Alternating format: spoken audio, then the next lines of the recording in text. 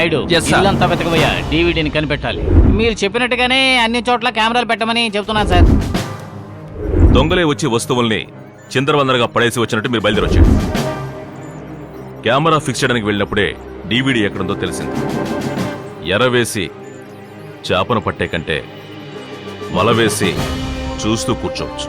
అవన్నీ వాటంతట అవే వచ్చి పడతాయి. Correct sir.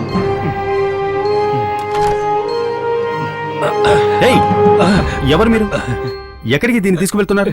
ఎవరయ్యా నువ్వు? ముందుకొచ్చి మాట్లాడు. మేడం తిప్పలేకపోతున్నాడు కదా. నిజం చెప్పు, దీన్ని ఎక్కడికి తీసుకువెళ్తున్నావు? మేడం ఇల్లు ఖాళీ చేస్తున్నారు. ఖాళీ చేస్తుంది మేము, ఖాళీ చేయమంది వాళ్ళు. బుర్ర తిరిగిపోతుందిరా. ఆమెమో ఇల్లు ఖాళీ చేయమన్నారు, ఇతనేమో ప్రశ్న మీద ప్రశ్నలు వేసి మన్నలే ఖాళీ చేసేసేలా ఉన్నాడురా. నా అంతు చూస్తానని చెప్పింది, ఇప్పుడు తనే ఖాళీ చేసి వెళ్ళిపోతుందేంటి? రే ఫోన్ వస్తుందిరా. ఆగండి రా. రే మిమ్మల్ని ఆగండి, ఆగమంటున్నాను కదా. రేయ్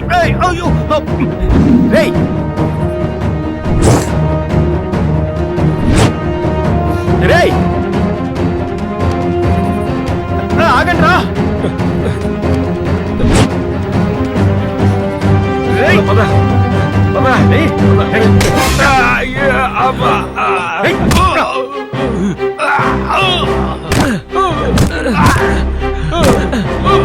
వాడు కూడా మోసుకొచ్చా కదా, వాడిని నాలుగు కొట్టు. ఒక్కనే కొడతావేంటి నువ్వు? నా మాట వినవయ్యా, కొట్టవయ్యా వాడిని. ఓరి దేవుడు, ఒళ్ళంతా నొప్పి అయిపోయింది. భగవంతుడా. అమ్మా అయ్యో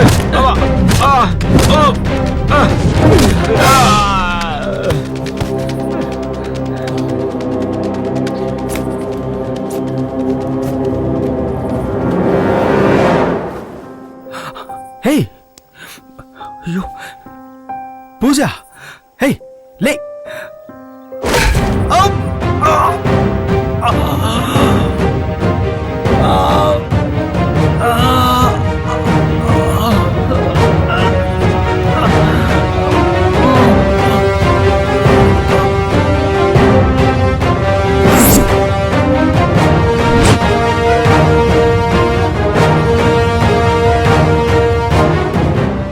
దాన్ని ఎత్తి జీపులో పడేయండి.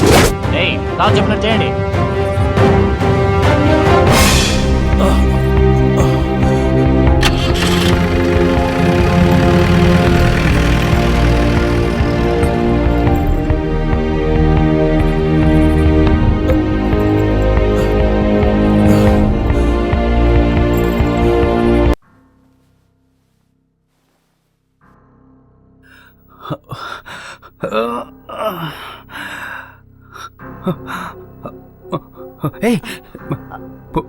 Gautam, are you okay?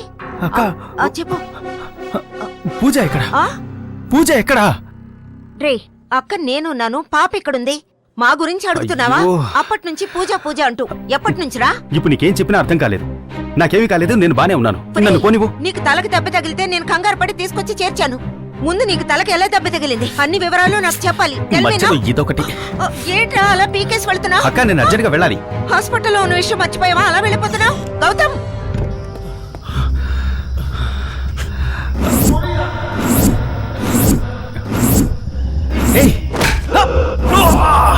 దాన్ని ఎత్తి జీపులో పడేయండి. చెప్పినట్టు చేయండి.